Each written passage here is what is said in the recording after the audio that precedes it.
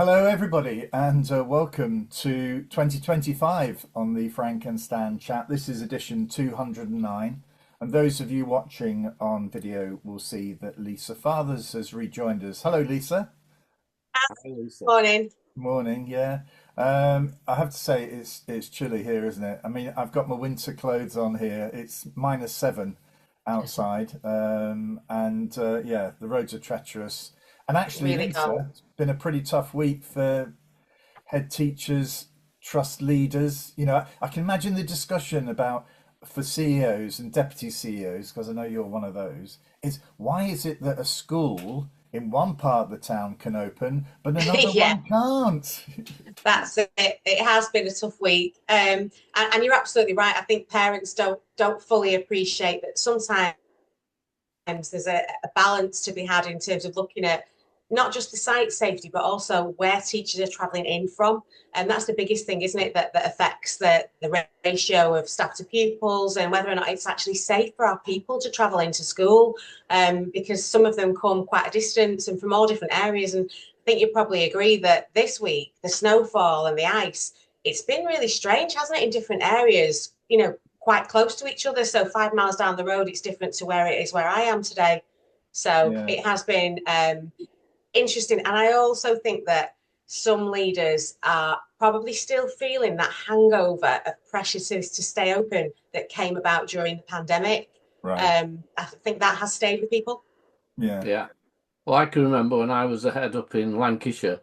I think I lived furthest away from any member of staff. Okay. But on a very snowy day, I managed to get within, I think, 200 yards of the school and abandon my car on a pub car park, get into school, and then to receive a phone call from a member of staff who said, I can't possibly make it into school. To which I replied, I can see your house from my office. Get in.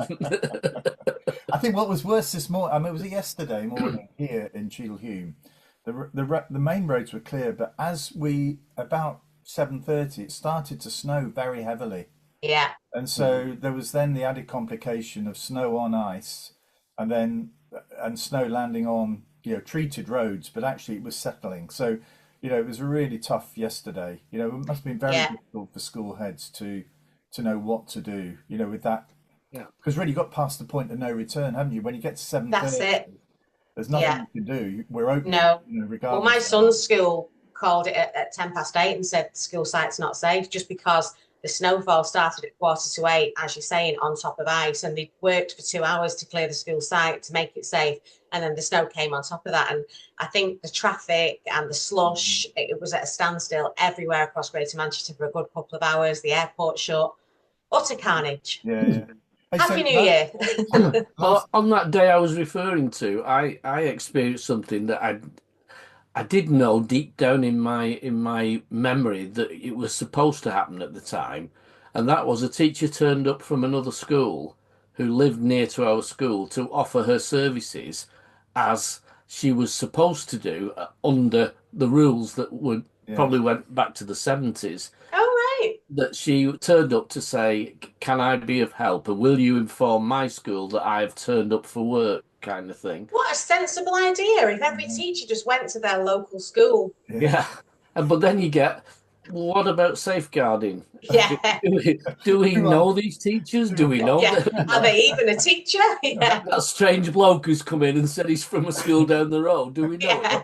Well, that's Oh, how there's things no way have we could changed do it these massively, days. haven't they, Stan, since the beginning of our career, where Yeah. I do recall, because it was the local school where our children and now our grandchildren go to, but on a Friday lunchtime, we would walk down to the pub for a drink at lunchtime.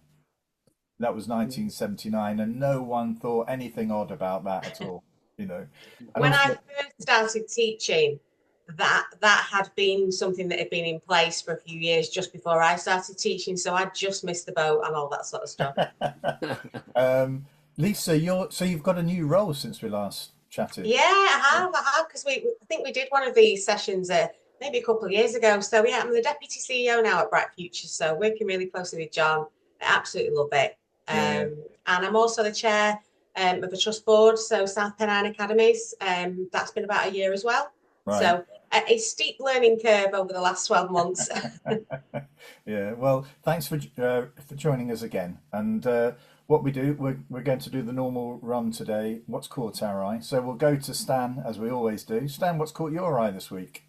Should we say Happy New Year as well? I don't know, did I? Because I don't there's think I did. something in my head that says there should be a date. This is not what's caught my eye, but there ought to be a date by which you stop saying Happy New Year to people. It should be an official date. Something Yeah, like the 20th of January. You should say, right, it's now illegal to say Happy New Year to people. Because you just end up just not knowing whether to say it or not. Yeah, what's caught my eye this over the last few weeks, actually, over Christmas, is AI and particularly Chat GTP that I've been using to create some games for the family over Christmas, etc. Really powerful stuff. It's a really useful device. So, not through laziness, but through interest, I asked it, what's caught my eye this week? And funnily enough, what had caught AI's eye was AI, and it brought to account the use of AI in schools to support children's learning, or students' learning. It referred to, so I'm presuming it's talking secondary, saying that AI is now being used as a tool to improve students' learning and to correct their errors and to identify errors that teachers can't or teachers don't. So it just made me think there's a whole new world coming there with AI that I hadn't considered. But then I said, well, okay, what else has caught your eye? And the next one was the New Education Act and the complaint, if you like, or the suggestion from Michael Gove that this is undermining everything to do with the academy programme, that which had, according to Michael Gove, raised standards and improved things, particularly for the disadvantaged. So I thought, that's an interesting statement. I'll ask AI if there's any evidence of that. So again, I asked AI, what it came back with was some possible evidence in the very early days. But my point is that this is another thing that you can go down a wormhole with, because then you could ask it something else about that and something else. And it reminded me of somebody who was trying to put off doing some work and said they went onto Google's Maps and thought, I know, I'll walk from the base tip of India right the way through by map and spent the whole day going click by click through India. And I thought, yeah, there's that, and there's YouTube. That's another one. You've on YouTube, and another one comes up at the side, and you think, oh, I'll watch that one. And these are great for procrastinators like me. I can spend the whole day on doing things I need to do. And AI looks like it might be another one. There's a lot of reading involved, which isn't quite as easy as YouTube, but Yeah. yeah, it's Yeah, of interest. yeah. I mean, it's interesting on the algorithm side of it as well, isn't it? Because there is a risk here that, as you say, just going to YouTube is a good example. I'm very keen on music, so if you go onto when I click onto YouTube, I get lots of stuff around education and music. I don't get anything about the environment. I don't get anything about, I don't know, transport or anything. So it's really interesting that you can find yourself in a very sort of narrow world. Mm. You know, Mine's tractors and lorries. that's a sign of a near 2-year-old grandson, I think, Stan. Yeah. It Yeah. is.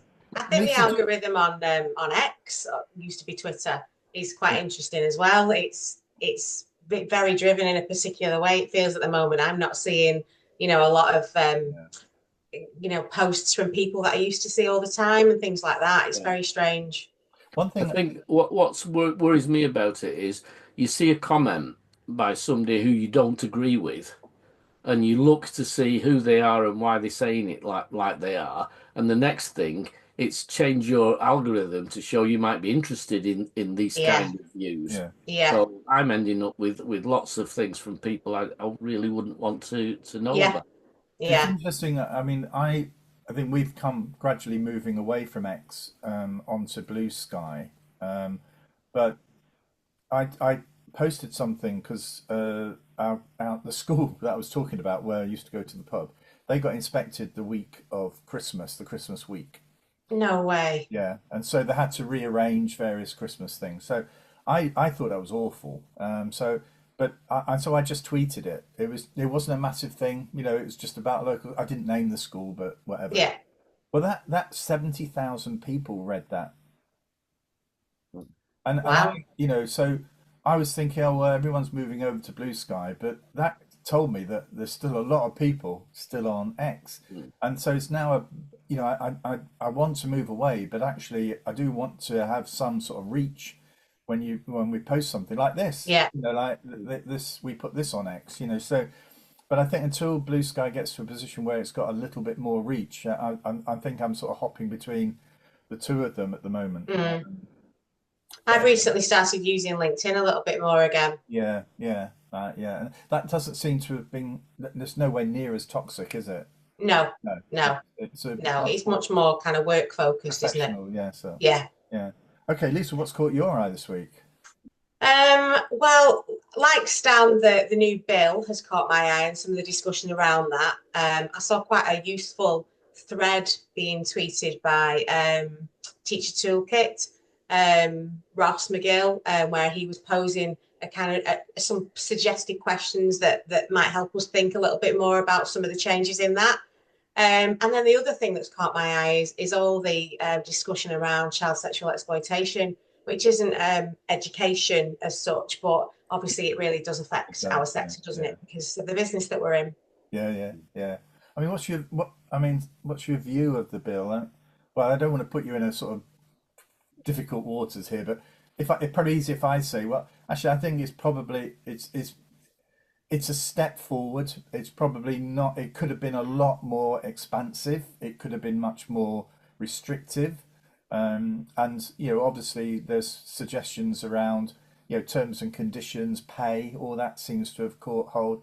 But actually, I do think that as a first step, it feels to me like a reasonable first step in the light of all the other challenges that the government's got at the moment. So Yeah, there's still a lot more to do.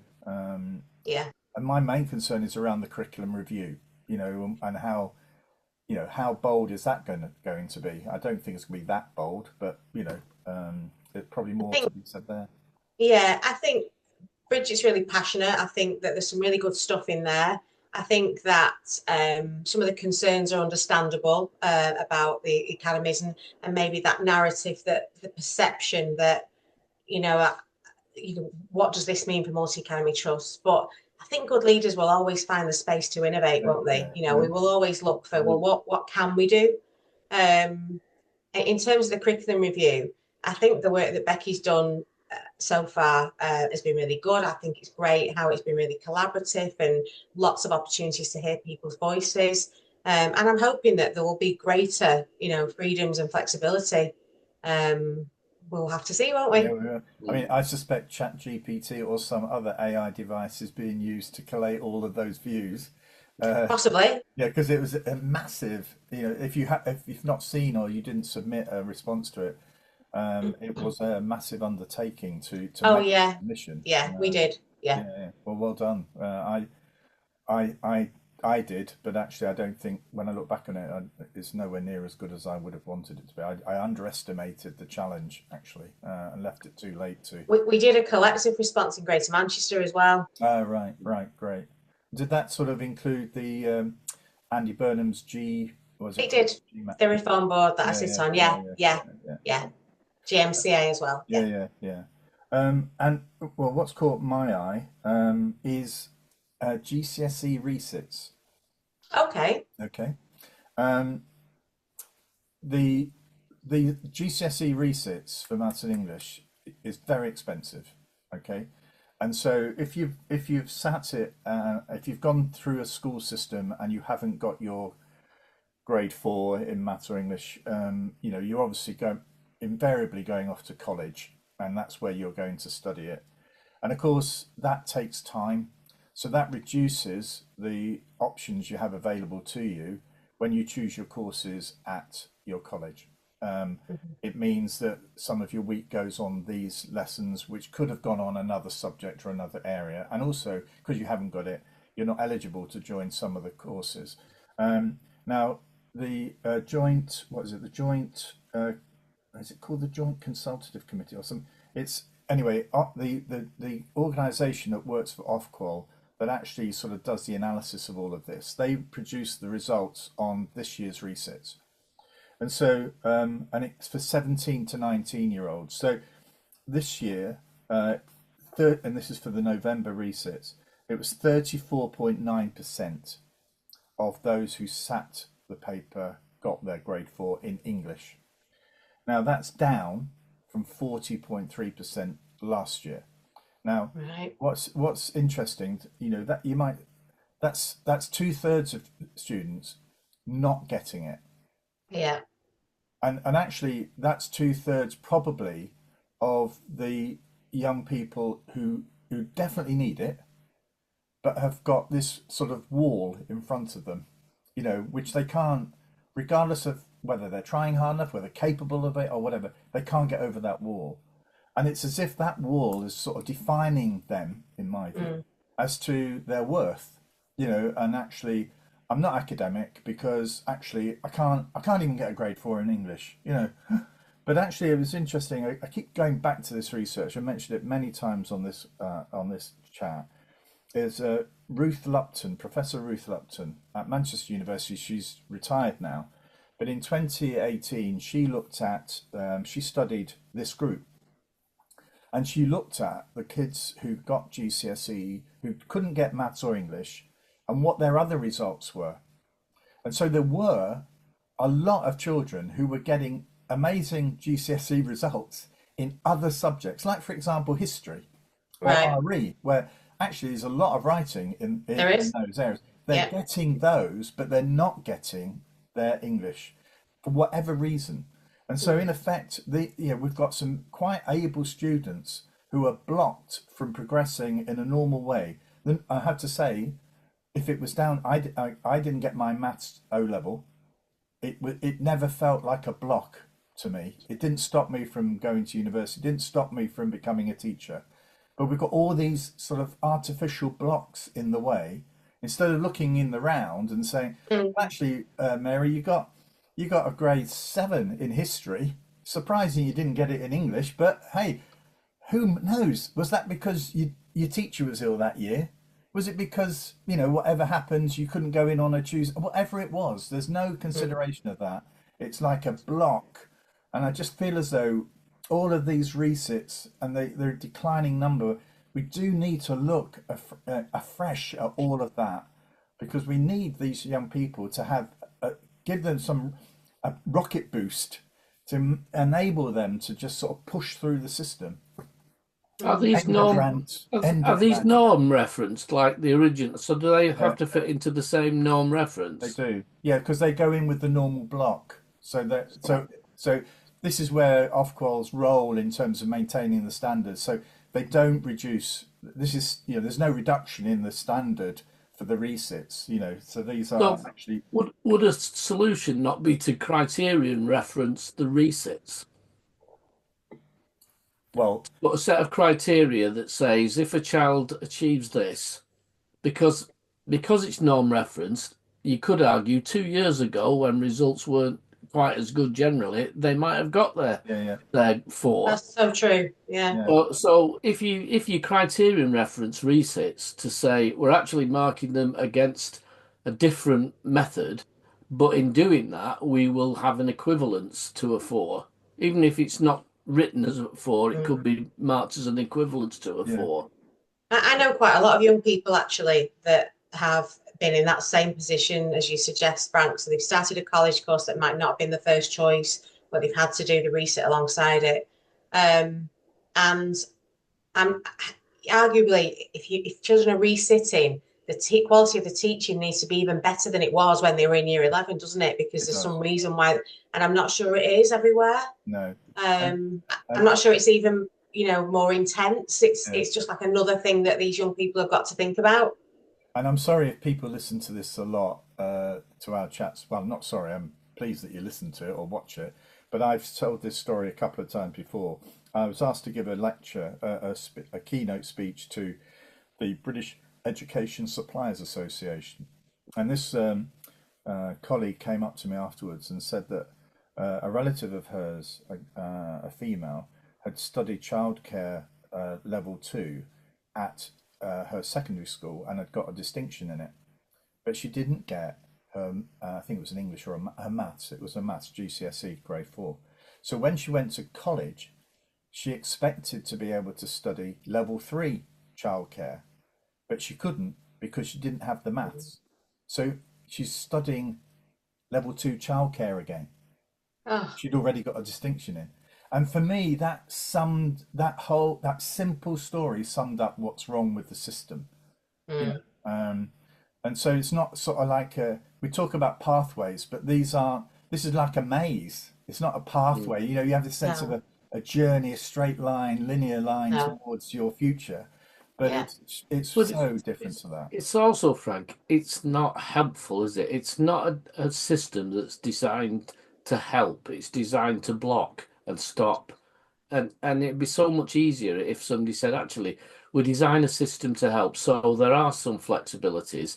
And if somebody's already achieved level two, then they can do level three regardless Yes, of, yes, mm, and you need somebody to relook at things and say, let's spin it round, and instead of putting barriers up to stop, mm. draw routes through it. But I'm yeah. just smiling at your maths. You didn't get your O-level maths because one of the daft things we've done this week, when we put the Christmas decorations away, I insisted on clearing the loft of all the rubbish that's up there, and all my school stuff was there. So yesterday I was sat having a sandwich at lunchtime with my practice papers for O-level maths, seeing if I Oh, could still goodness. do them. And Still thought I was crazy. Well, Choosing my which dad was a maths teacher, so everybody in my family has had additional tutoring in maths, whether they liked it or not. just the old sister, I don't know if it's the same on today's papers, do all the questions from section A and then choose three from section B. Mm, I was looking through. That's what I was doing. Which one would I do of these complicated maths things? Would I choose to do? yeah, I think it's interesting that for me the issues around how we I mean, let's face it, we need every young person to be productive. Mm, They deserve that for their own well-being, for their lives, but also for the economy, for us in terms of Mm, moving mm, forward. And actually, I just don't get the sense that people understand that the system is designed to, no matter what Nick Gibbs says, the system is designed to enable a third of students not to pass. That yeah, that is the system, and it seems to me everybody seems to think that, well, everybody's got this. If everybody does well, everybody will pass. Well, no. that's a complete misunderstanding of the system. So Yeah. and going back to the issue that happened during COVID, when we had, well, what they talked about, rampant grade inflation, because we didn't have, we went to school-based assessment. Actually, the rampant nature of it came from the private sector. It didn't come from the state sector. But actually, I'm not hearing now of lots of children bailing out who went through in those years into colleges and now onto university. I'm not hearing of many of those young people having been harmed or feeling as though the work was too it's a hard good for them. point. You know, if that Mm, was the case, then I think we'd be hearing from universities saying young people are not equipped to do this work. mm, mm. We've had to accept students now who really aren't up to the mark. I'm not hearing that. It may be the No, case, and if somebody is here today who can put us straight on that, please do contact us. But I'm not hearing that as an issue. So there's something no. either saying that we're probably assessing children at the wrong time, perhaps in the wrong way, Mm. you know, and actually, I think there's a lot of work to do standstill around apprenticeships as well. I mean, mm, there's so much that we don't know about apprenticeships, so many opportunities out there that our young people are perhaps not being exposed to, and so many teachers still driving children towards university as the only route. And actually, there's some brilliant opportunities in apprenticeships, Yeah. so many, mm, and loads of opportunities that I won't have heard of as well, and jobs that I won't have even heard of. And yeah, I think think I'm really feeling that now because my daughter's 17. She is doing her A levels this year, 2 A levels and a BTEC, and she wants to do an apprenticeship. And I'm finding out new things that I really should have known before now. Yeah. It's a whole new world It's of actually getting opportunity. access to Well, it.